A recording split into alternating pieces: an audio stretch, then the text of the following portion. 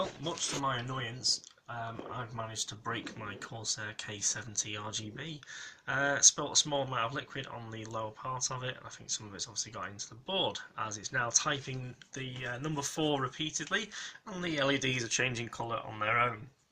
So what I've started doing is taking off the keys so that I can dismantle it and putting them into some sort of order that I can put it back together easily. You don't need the special puller tool, you can just pull them off and then, let's say, put them in the same place that they come out. You can just literally get a finger underneath. Little tricky, but you know, 10 minutes you'll have the whole thing done. So that's the first stage. Once we've got all the keys off, we can look for where the screws are.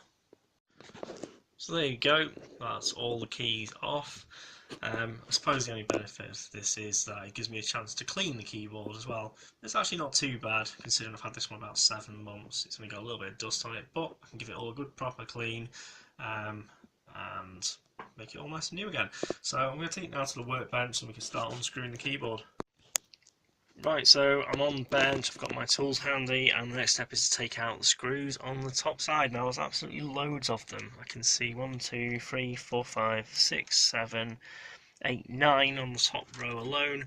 So I'm just going to basically go through, take them all out. It's probably going to take me 10 minutes or so, I guess. There are quite a few.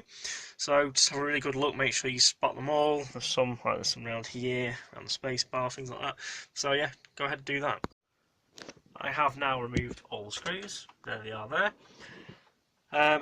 And it's, if you put your finger between the metal plate and the plastic base, you can see there's a bit of a gap. Now I can move it a bit, but it seems to be stuck here and here, where it's very tight. So it's there and there. This side is loose.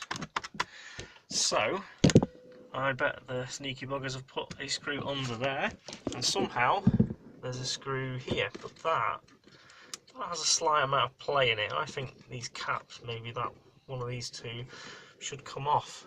I'm going to try doing that. Obviously, it's a nice expensive keyboard. I don't want to put any scratches on it, so I'm going to try and very carefully prise those caps off, get that logo off. In fact, what I'm going to do, I'm just going to put the hot air gun on a very low temperature and just try and warm that up a bit. Might loosen the adhesive. I can get it off, hopefully without damaging it.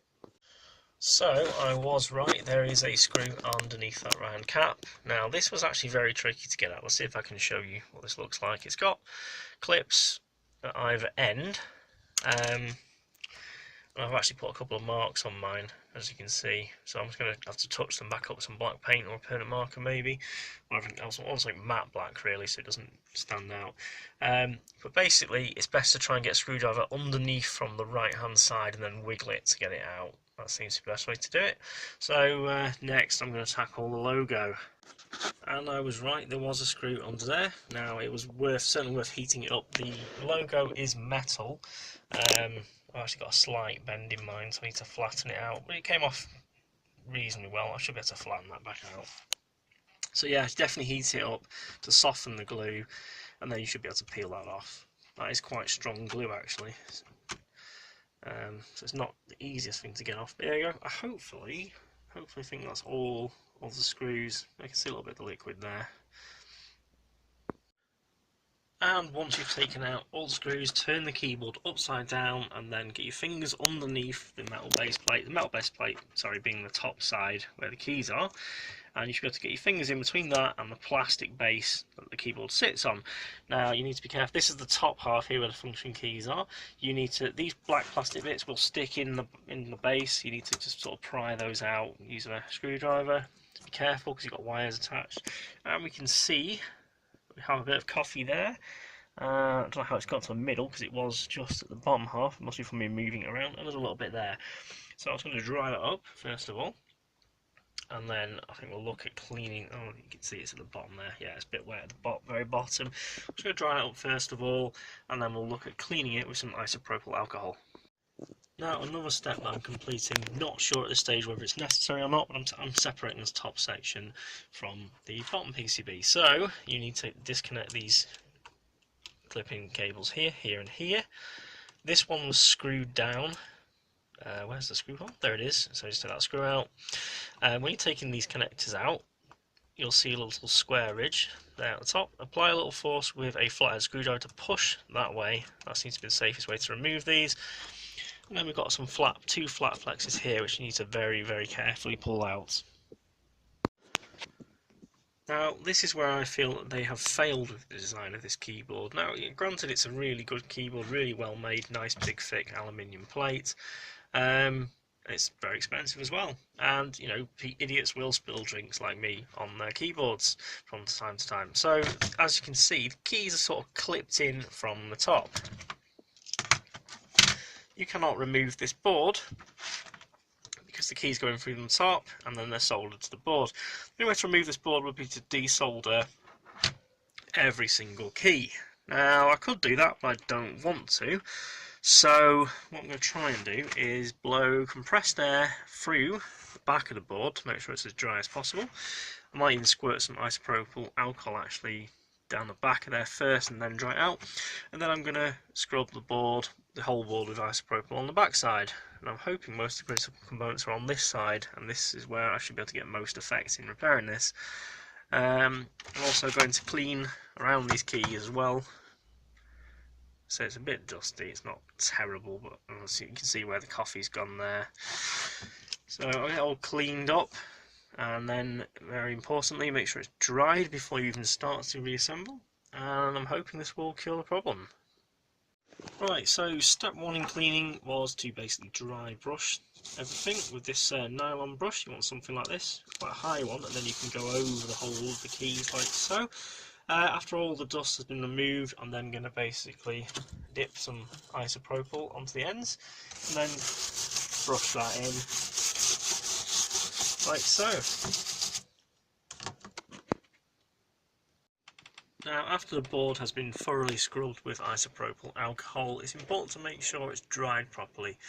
So what I'm going to do is I'm going to basically put this next to a dehumidifier. Isopropyl alcohol does evaporate quite quickly, but it does also contain some moisture, some water content, because isopropyl absorbs moisture. So even if you get the 99.9% pure stuff, once it's been exposed to air, it will have some water content. So I say, make sure it's dried thoroughly. And here's the top part that I separated before. Again, not sure if I need to separate it, but I'm going to separately scrub this with isopropyl alcohol and also send this off for drying. And as I didn't get to drink a full coffee, I might as well make myself a new one while I'm waiting for the keyboard to dry.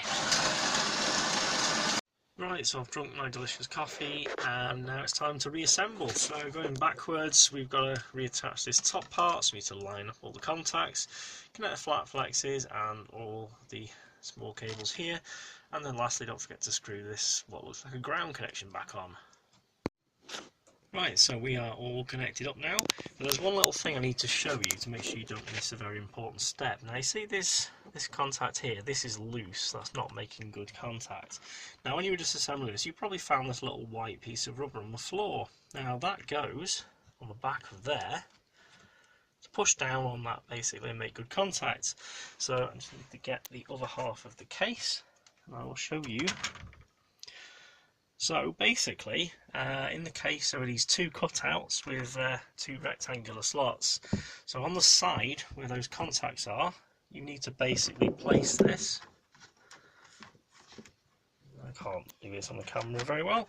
You basically need to place it in those slots. If that's not there, that is not going to make contact and that is not going to work. Now I did spot that by accident because I did see it fall on the floor and I've just worked out where it goes, so make sure you follow that step there. So put the plastic base on with the keyboard upside down, make sure you do not dislocate that little white rubber strip, and then flip the keyboard over while applying pressure to the base again to make sure it doesn't fall apart and you don't get anything going out of alignment. What I'm going to do first, I'm going to put in, let's say, 5 or 6 screws, and then I'm going to test it on the computer before I go any further, just to make sure it's working. Okay, so I'm plugged into the computer. This is looking like a promising start. As before, the colours have gone a bit funny and some of them were flickering. These all look like the colours I've set them to. So I'm just going to log onto my computer and then check it's not typing anything anymore. So logging on with no keycaps was fun, but I managed it. So if we go into Notepad, type some characters in, everything seems to be working. And it's not randomly typing on its own anymore. So I think we're ready to fully reassemble this now. Right, back on the bench, just putting all the screws in now. We've even put the Corsair tramp stamp back on. Just in case anyone's wondering, it's a Phillips #1 that you need for these screws. That seems to be the perfect size. All screws are in. I need to now go and put all the keycaps back on. So there we go, all reassembled, nice and clean as a nice side effect. I think the most tedious part of this process was putting the keycaps back on afterwards. But it's done, and it appears to be all working. I'm going to give it a full test through every key. But I think it's a success, so hopefully, if you've had the same problem as me, this is useful. Thanks very much for watching.